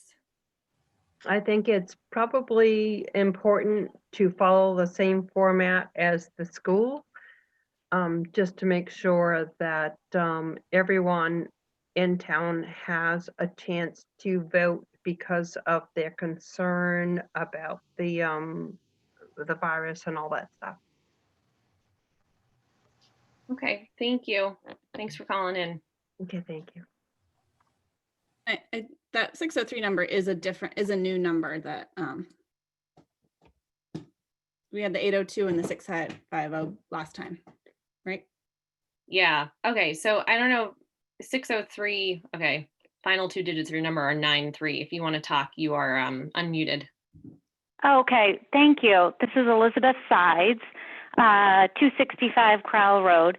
Sorry, I got bounced off of Zoom and I couldn't, for some reason, get back on. So I missed the last couple calls. But I just want to say I completely understand people that called in before I got bounced off, who are concerned, obviously, for any sort of vote that is not a drive-by. I get that, but I kind of, if other towns have done it successfully, and maybe we do the research, I'm sure you guys are going to talk to other towns that have done it and see how it went. And if it wasn't, dangerous, or they had reservations or would do it differently the next time, if they had to do it over, I think that's something to consider. Being outside is the safest we can be in this time right now, socially distanced. And if it can work, I think we should do it. I think that's the best way to have these meetings. But again, I will support whatever you all decide, and I trust you. And I just think some deeper thought and talking to other towns that have had an outside meeting and see what they say. So that's it. Thank you, Elizabeth. Thank you. All right, so I think we will now officially close public comment. And that brings us to, we have one non-public. I guess we have other. Does anyone have anything for other? And actually, you can skip the non-public. Oh, okay. Okay, I see one more hand. I think we can take this and then we are we are going to shut things down because it's the end of our meeting. So I see Robert, I mispronounced your name last time, Matteo, not Mateo. I've been called much worse. Thank you. So a couple of things. Oh, sorry. 108 Park Ave, Bob Matteo. So Sabrina, you mentioned earlier, kind of being ahead of this thing on COVID and, concerns for the children. So I just, I want to commend you for that. I think my wife and I kind of echo some of those sentiments. And as far as the discussion for the, for the town meeting, or I should say for the format, I do appreciate this discussion, and I actually do see, some concern for doing, either a drive-by or in person. So I do appreciate the discussion and talking that through. I do see though, when you play all the scenarios out for an in-person meeting, and you go through those, it looks like they're not feasible, and you're going to run into the same concerns for delay or not getting a budget passed, just by the format itself, doing it in person. It does seem that it would be cumbersome to get 1,700 people. You would have to plan for that regardless. And I think some of that's been echoed before, rain dates and such. But I do appreciate the comment for the concern on not having a budget passed there. I just think when you play all the scenarios out, I think what it looks like here is that most people are really more concerned about the risks going forward. The other thing is we're not really sure where we're going to be with COVID itself at that point in time. So things are opening up, but there are a lot of things that are not opening up and will continue to remain closed as well. So just some food for thought on that, on further discussions. And I think that's it for me. Thank you. Thanks, Bob. Thanks for calling in. Okay, so I believe that takes us to the end of our agenda. And I guess just to recap, we will be looking at Jeff's proposals for the budget and chatting with department heads as possible.